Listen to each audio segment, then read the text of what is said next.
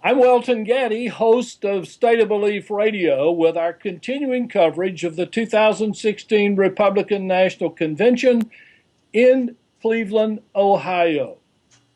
It's Thursday, July 21st, and I'm joined by Greg Lebel, a veteran of national electoral politics and an invaluable resource for our coverage.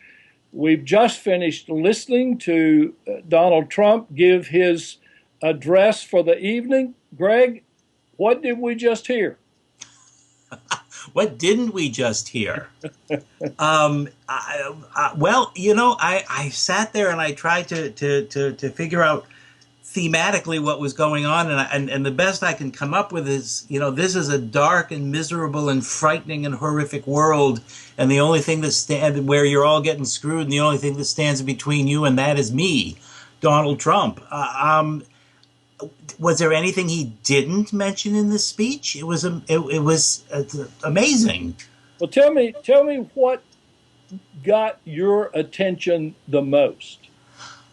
Well, I guess to start with, what got my attention even before his speech was Ivanka's introduction, where she started talking about equal pay for equal work, some things that I thought are odd things to be hearing about at a Republican convention. Then when Trump took the stage, I guess talking about LGBTQ issues in that crowd and getting the to the extent I could tell the sort of reaction he got, his comment about the Johnson Amendment, about talking about politics from the pulpit. It's like, but there was just stuff sort of flying so fast. It was very difficult to sort of follow all of it. But those are two things that jumped out at me. Well, there were a lot of journalists and activists who were fact-checking Donald Trump's convention speech in real time. But you know what? I don't even know that it matters whether or not his facts were correct and his statements were true or not. I would agree with you. I think in this, where we are in the political process right now, at least for the people in that room and the folks who are supporting him, I think that's right. I mean, the big question, I guess, is what impact did this have on everybody else? It remains to be seen, but I have a feeling it might not have done anything it might not have hurt him, but it certainly didn't. I don't see how it helped him.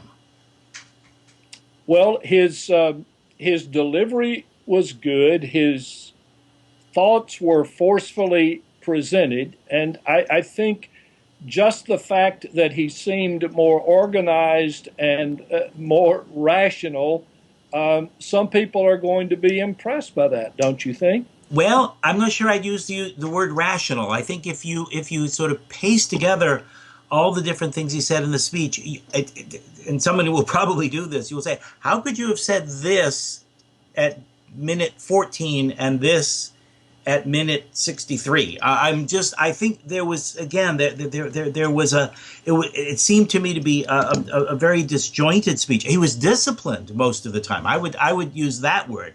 He was definitely disciplined, but also I thought there was an anger that came through and a darkness about how he wants us to see the world and how he wants to separate us from all of those others, whoever they happen to be out there. Did you get the feeling, or do you have the sense that the convention ended as being a unified convention, the party behind Donald Trump? I think that the folks in that hall very much wanted and needed to end in a unified way. I think there's still, and we heard some of the folks over through the day today, I think, and particularly some of the cruise folks. I think and some of the folks from North Carolina reacted very negatively to the speech by Mr. Thiel about when he mentioned bathrooms. So I think there's still a little work to do there, but I think these folks very much want to go home and feel like they're united. So yeah, I guess that may have been achieved in the context of that room, but again, what happens outside that room is really what's important tonight, or beyond that room. Well, Greg, you've pointed out already the amount of scaremongering that went on. After hearing that tonight in the convention speech, do you see fear of a Trump presidency as potentially motivating the Democrats? Oh, I would expect the answer to that is yes. I think that's been there already. I think that he reinforced many of the concerns about what a presidency for Trump presidency would look like, and not just the list of issues like immigration and so on and so forth, but I think just the approach, that sense that, as I said earlier, that I'm the only thing that stands between you and utter destruction. I mean, that came across so clearly to me tonight. I have to tell you, this is sort of childish, I guess, but at one point during the speech, I actually Googled Trump and Il Duce, and Trump looks like him. I mean, Trump has that sort of stance. Again, sort of childish, I guess, but it was. There's a sense of that he seems to have of himself that says, I'm going to fix everything. Even the way he taught, he said on January 20th, 2017, these things will happen immediately. That shows, first of all, a lack of understanding of how the process works, but secondly, a really inflated view, I think, of what he can do. Greg, I have one other question for you tonight, and then we're going to pick it up and be able to talk about it some more next week at the Democratic convention. But how does it work usually when one party's convention follows the others? Do you think the way the RNC went will influence anything about how the Democrats nominate their candidate?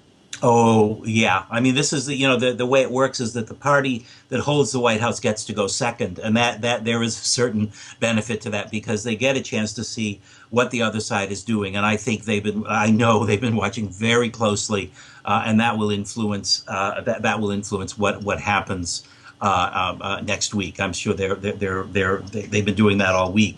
I think in general, that question is a little bit difficult to call because most conventions, I don't recall a convention following the second one following the first one with only a weekend in between.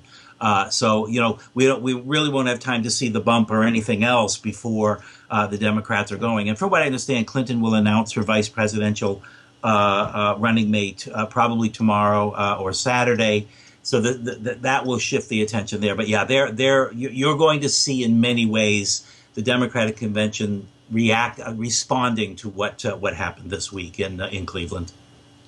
George Washington University Assistant Professor of Political Management, Greg Lebel, thanks for being with us. We'll pick up this conversation again in Philadelphia. Get some rest this weekend. I'm looking forward to seeing you, and we'll continue the conversation. I'm Welton Gaddy for State of Belief Radio.